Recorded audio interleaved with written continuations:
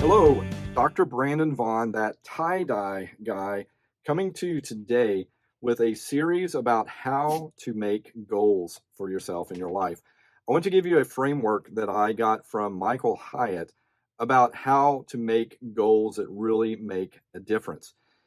Michael Hyatt refers to a expansion of something called the SMART acronym, SMART, by calling it the Smarter framework, SMARTER. And each one of these letters represents a certain way that you want to craft your goal. So we're going to take each one of these letters for the next few weeks, and we're going to talk about each letter by itself and what you basically would want to do to create this. The Smarter framework, just to break it down for you, is S stands for specific, M stands for measurable, A stands for action oriented, R stands for risky, T stands for time based, time bound.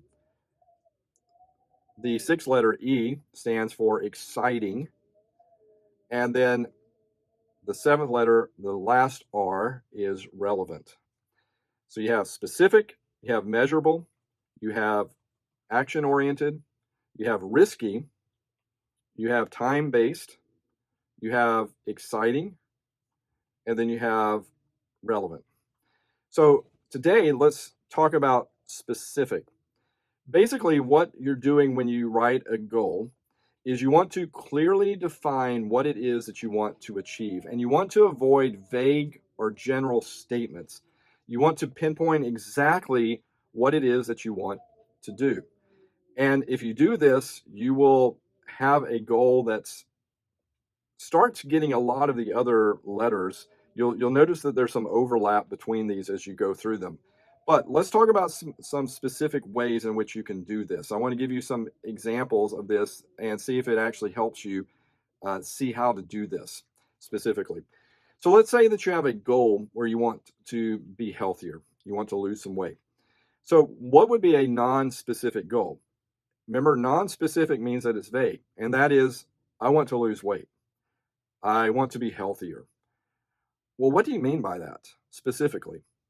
So here's a specific goal. I want to lose 10 pounds in the next 3 months by following a balanced diet and exercising for 30 minutes, 4 days a week. Now, that goal has a lot of the extra stuff that we're talking about, like time-based. It might be a little bit risky because it's next 3 months. Can I pull that off? But the specific part of this is really, I want to lose 10 pounds. That's the specific part. It's not that I just want to lose weight. I want to lose 10 pounds. That's specific. That tells me exactly what I want to do. Let's suppose you have a goal that you want to read more books. Well, that's vague. How many books? What kind of books? You need to be more specific. So I want to read one new book every 2 weeks in the genres of history and science fiction, aiming to complete 26 books in a year. Very specific. But the specific part is I want to read one new book every 2 weeks. Whereas before, I want to read more books. Well, how many more? One more book a year? 5 more books a year? No, I'm telling you, I want to read one new book every 2 weeks. That's my specific goal. Here's a goal. I want to be better with money. I want to save more money next year.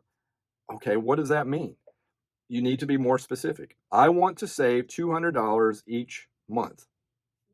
Now, if I gave a big goal, capturing all the letters in the Smarter framework, it might be, I want to save $200 each month by cooking meals at home and cutting non-essential expenses, aiming for a total savings of $2,400 this year. But you see the specific nature of it. I want to save $200 each month. It's very specific. In order to have goals that you actually accomplish in your life, you need to be as specific as possible and avoid vague languages. When you have vague goals, you're going to find that you don't really do them because you're just kind of floating out in space. You don't have anything really to latch onto, and you don't really know when you've achieved it. How do you know that you've achieved it? How do you know that you've read enough books? How do you know that you've lost enough weight if you don't have a specific thing that you're targeting? I want to learn a new language. What does that mean? I want to reach a conversational proficiency in French. I want to learn French. I want to have a speaking knowledge of French. I want to have a beginning level knowledge of French. Very specific in that case. I want to improve my job skills. I used to do this all the time. I have a New Year's resolution. I want to improve my job skills this month. Well, what does that mean? I don't even know how to tackle that. No, specifically, I want to become much more proficient in programming in Python this next year by completing an online course and by practicing for 2 hours each week and then achieve a certification within 3 months. See, there's a lot of elements there, but the specific nature of it is really I want to be more proficient in coding in Python by doing this and this. These are some examples of how you can make things more specific. When you make a goal more specific, it becomes tangible, it becomes actionable, it becomes trackable. You know exactly what you're aiming for, and you can actually set a plan to reach those objectives. It becomes less ambiguous, helps you achieve a level of motivation and accountability because you know exactly if you're getting close to that or you're not getting close to that. These are all things that help you. We'll come back next week. We'll talk about the next thing that you want to do in writing out your goals, and that is to make them measurable. So today, make them specific and practice that. Write out some goals for this next week, for this next quarter, for this next year, and check off whether they are very specific or they're vague. If they're vague, modify them to where they're more specific. I hope you enjoyed this today. Go out and live your life with intention, passion, and purpose. Your life is an occasion. Rise to it.